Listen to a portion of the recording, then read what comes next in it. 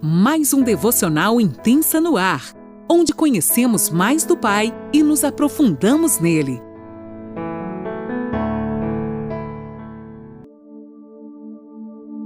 Olá, mulheres! Eu me chamo Tamires, faço parte da Igreja Abba Pai e vim aqui compartilhar com vocês um pouquinho da minha história.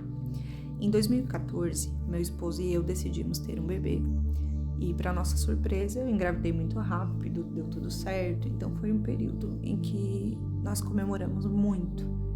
E logo em seguida tivemos que lidar com a frustração de perder esse bebê. Eu sofri um aborto espontâneo, né?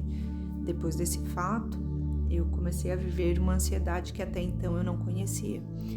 Eu comecei a fazer testes de gestação todo mês, porque eu queria muito ter um filho. Eu gerava expectativas dentro de mim que me faziam muito mal. E certa vez eu estava dando aula, eu sou professora de arte, e era uma turminha de 6 anos de idade, eles estavam concentrados fazendo atividade, e eu sentada na minha cadeira, eu tive a plena convicção de que eu estava grávida. Isso gerou em mim até uma revolta, assim, eu lembro que eu comecei a questionar a Deus: Senhor, por que isso? Eu devo estar ficando louca, eu tô neurótica, porque tô sempre achando que tô grávida. Não estou, né? Provavelmente vou chegar em casa, vou fazer um exame, esse exame vai dar negativo e eu tô aqui convicta de que eu tô grávida. Foi então que uma menina se levantou e falou: Pro, posso fazer um desenho no quadro? Eu falei: pode. Ela foi lá e desenhou uma mulher grávida e dentro da barriga um bebezinho. Eu nunca vou me esquecer dessa cena. Não havia nada, nenhum motivo, nenhum estímulo para que aquela menina falasse de gestação, né? Então eu olhei para ela e perguntei: o que é isso? E ela falou: Pro, é tu e o teu bebê. Naquele momento eu tive certeza que Deus estava falando comigo de uma maneira doce. Ele estava me dizendo, né, que a minha ansiedade foi uma ansiedade desnecessária e que no tempo dele tudo acontece de maneira perfeita. O Senhor nos presenteou com uma menina maravilhosa, né? Uma criança que só nos fez querer uma outra criança. Então, em 2019 eu acabei engravidando e desta vez eu passei por um aborto retido. Mas passei em paz, confiando que eu sirvo um Deus soberano, que a minha vida está na mão dele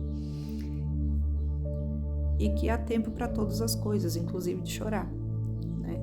Meu marido também facilitou muito esse tempo. Eu lembro que quando eu saí da curetagem, ele foi pro quarto de hospital comigo, me fazer rir, né, conversar e dizer: olha, depois a gente tenta de novo e tá tudo certo.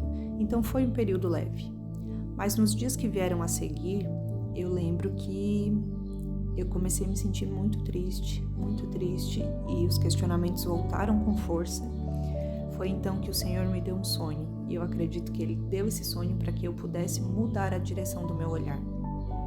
Eu sonhei que eu era uma assaltante, né? Eu estava roubando um banco, e eu tinha uma mente totalmente criminosa, e uma filha, né? E no momento que os policiais me prenderam, eu voltei à lucidez, digamos assim, né? Porque eu me desesperei. Eu me dei conta que eu tinha que pagar por um crime que eu havia cometido, mas que eu estava deixando uma criança aqui fora. Então foi um desespero terrível, terrível. E eu lembro que eu pensava assim: eu não vou mais poder sentir o cheirinho do cabelo da minha filha. Se ela precisar de um abraço, eu não vou mais poder dar. Se ela precisar de mim, eu não estarei ali. E o pior, eu não vou ser mais referência na vida dela. Eu falo desse sonho, até hoje eu me emociono, porque para mim foi de fato um sonho muito, muito real. E aquele desespero foi um desespero que me doeu na alma. E nesse mesmo sonho, eu vi muitas crianças, todas elas sentadas e paralisadas. E elas não se mexiam. E estavam com uma espécie de aquário de vidro na cabeça. E o Senhor falou comigo: olha, filha, pior do que tu perder um filho físico, né? Pior do que tu ter um aborto é tu perder a mente e o coração do teu filho. E de fato, assim, é uma dor indescritível. E quando uma mãe vai presa, o diabo não aprisiona só aquela mulher, ele aprisiona a mente da criança que fica aqui fora também. A criança fica se questionando e tentando entender coisas que ela não consegue entender, né? Mas vai no presídio e fala para essas mulheres sobre o Salmo 127. Fala para elas que os filhos são como uma flecha na mão delas, que basta elas se dobrarem, que basta elas reconhecerem que eu sou Deus, que eu sou o alvo, que eu vou cuidar dessas crianças. Eu sou um Deus que muda mentalidades, né? Eu sou um Deus que cuida do órfão. Eu sou um Deus que transforma todas as coisas. E nesse período, aliás, antes desse sonho, eu estava quase 2 anos já tentando ir no presídio e eu não conseguia. Até porque é muito burocrático, né? E no mês que eu tive esse sonho, eu fui chamada para ir no presídio. Eu fui, pude contar essa experiência. Foi um momento assim muito emocionante, mas principalmente o fato de uma mulher ter me chamado, uma moça, né, e me contado que ela perdeu, né, o coração dos filhos, a mente deles, e que ela estava desesperada, ela chorava compulsivamente, assim. E ela falou: olha, eu planejei a minha fuga. E a minha fuga é só para ver eles. Eu preciso ver eles. Se tu não tivesse vindo aqui hoje, eu iria fugir essa semana.